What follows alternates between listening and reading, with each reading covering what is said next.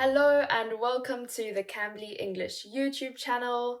I'm Taylor, a Cambly tutor, and in today's lesson, we're focusing on gerunds.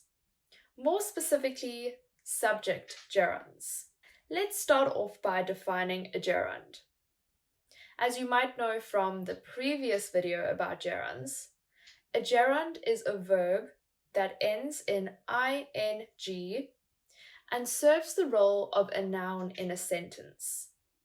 For instance, in the sentence, I love swimming, the word swimming is a gerund. It originates from the verb swim, but here it's used as a noun. The ability of a verb to transform into a noun opens up numerous possibilities when it comes to sentence construction. For example, words like swimming, reading, listening, jogging, writing, singing, all can act as gerunds, allowing us to construct sentences like reading is my hobby or singing makes me happy. In English, there are many different types of gerunds, but today we'll focus on subject gerunds. When a gerund is placed as the subject of a sentence, at the beginning of a sentence, it's known as a subject gerund. To give you an example, look at the sentence, running is a great way to stay fit. Here, running is a subject gerund.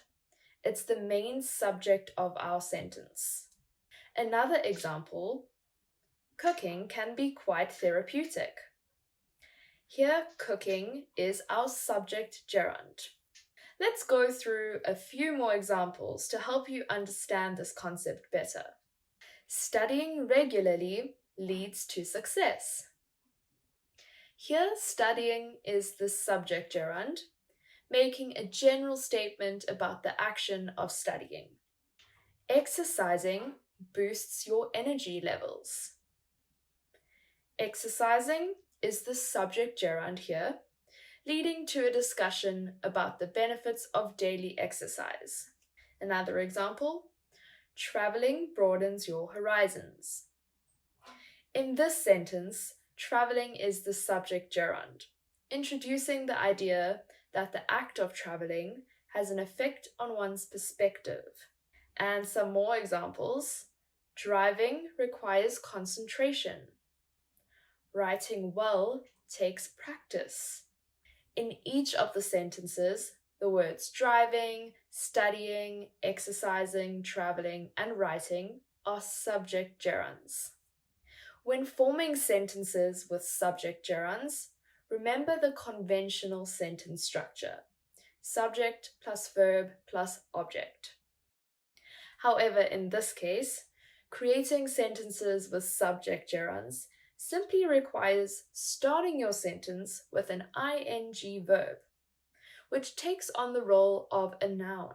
It's also important to remember that not all words ending in ing are gerunds. For example, in the swimming pool is deep, swimming is an adjective describing the pool. Context is key. The use of subject gerunds is common in English, enabling us to speak about actions in a more abstract manner. It adds variety to our sentence structure, making our speech or writing more dynamic and engaging. Mastering the use of gerunds, especially subject gerunds, will make your English sound more natural, like a native speaker.